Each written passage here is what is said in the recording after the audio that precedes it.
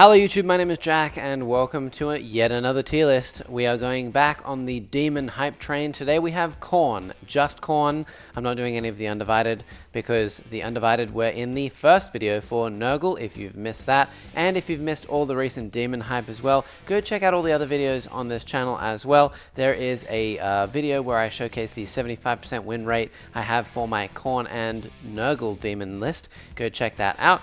And otherwise, go check out the Nurgle demon list that's already out, and stay tuned for the Slaanesh and Tzeentch demon lists that are yet to come out as well. I will of course be doing these, and also I shall be making some shorts for these as well, so if you want the TLDR, there will be a shorts version of this as well. Otherwise, like, subscribe, do all the fun stuff down below, and consider becoming a member. I'm going to go through this tier list real fast. It's only $4 Australian a month, and it really helps me out. Consider becoming a member down below. Otherwise, we do streams 3 times a week. You should consider joining on those because I play a lot of demons. So let's get started with Skarbrand. Where does Skarbrand go?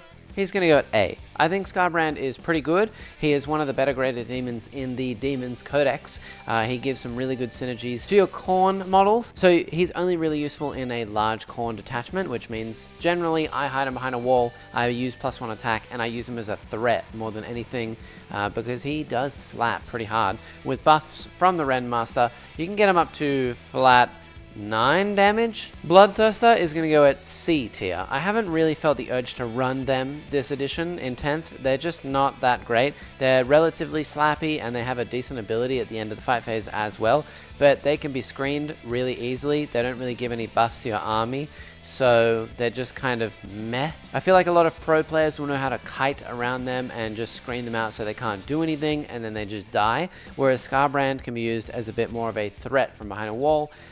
And movement in demons isn't as good as movement in other armies because you have the ability to teleport your stuff everywhere, and once you deep strike you basically hit something and then die, so there's no point in having a movement 12 model. The Bloodmaster is going to go at B tier. He has really good abilities. His abilities are insane, and also you can get him up to flat 4, flat 5, you know, he's some really good damage in melee, and +1 to wound is insane. When you couple this with -1 toughness on a unit from the Great and Clean one, and then +1 strength from a Rendmaster, you can get him and his Bloodletters really punching something hard. They are pretty good.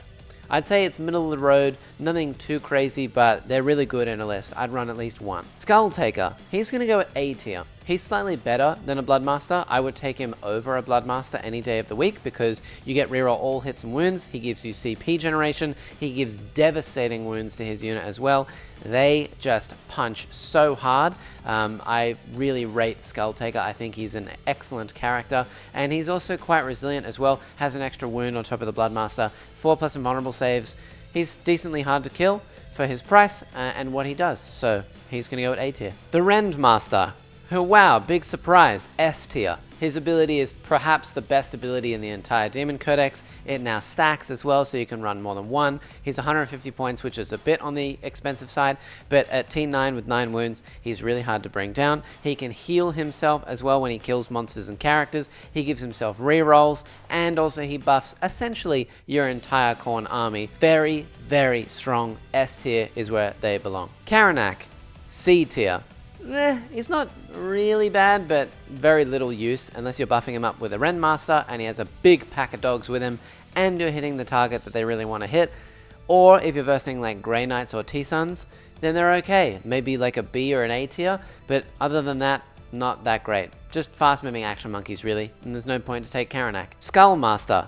Same as the Bloodmaster, middle of the road. I'd say if you're taking a big brick of Blood Crushers, essential to take a Skullmaster with them. The Skullmaster gives them a lot of buffs, really good way of battle shocking your opponent to get Draft of Terror, just a really good unit and a lot of damage from the Blade of Blood as well. Expensive, but pretty good. I like it. Middle of the road. Bloodletters, A tier. Bloodletters have recently seen a lot of drops in points, and they are essential in a list. Just in any list, I think, for demons, they're really good. I would be definitely running at least one Rendmaster, one unit of Bloodletters with Skulltaker. They are just so good. They deal a ton of damage. They are not that hard to kill, but they're a bomb squad. They're literally a bomb squad from like Genestealer cults. They drop, they charge, they kill literally anything, and then they die. That's their point. But they're good at it, and, you know, why not take them? A tier. Blood Crushers. Also A tier. These have some ups and downs depending on the terrain that you're playing on. If you're playing really competitive terrain, they're a bit harder to use, and so I would be hesitant. But I do think Blood Crushers are really good. They're not as precise as a unit of Bloodletters to be able to clear something off of an objective, for example, but they do have some really good abilities. They are really resilient and they are really punchy, so I think that they're pretty good. They're quite cheap for what they do, and compared to something like Plague Drones, they're even cheaper and more resilient because they have that 4+ invulnerable save. So I think they're pretty good. A lot of people will just bog them in combat so they can't go anywhere. However, I think they're not bad. A tier. Skull Cannons. S tier. You might be thinking, what the hell, Jack? Why is a Skull Cannon S tier?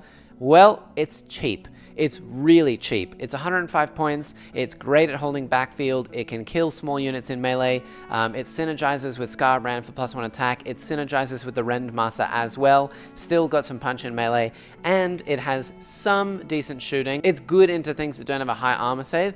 And its most important ability, it causes battle shock. I think 1 is minimum in a demon list. They are just so good. The amount of times I've been able to battle shock a unit, giving me Draft of Terror, turning off OC, and turning off stratagem use is unbelievably powerful, and it synergizes with many other units in the Codex that give -1 to battle shock tests.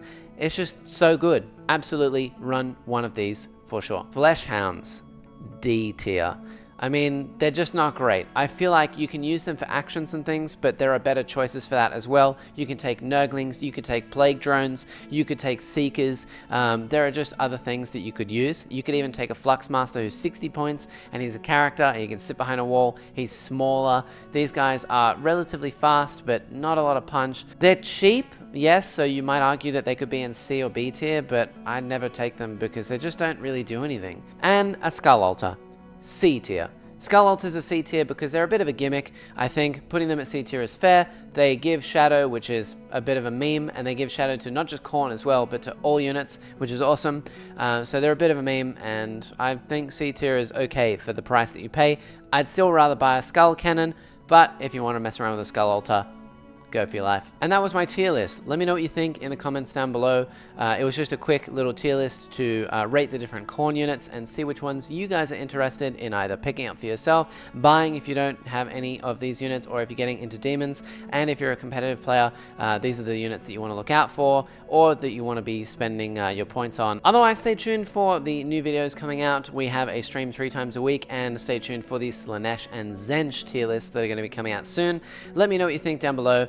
Like, subscribe, do all the fun stuff. Become a member today. It's only $4 Australian a month, and it really helps us out. And you can also discuss all of these things in the Discord down below. First link in the description. It's entirely free. We'd love to see you down there. Let me know what you think. Demon hype. Demon players, let me know what you think, and I will see you all in the next one.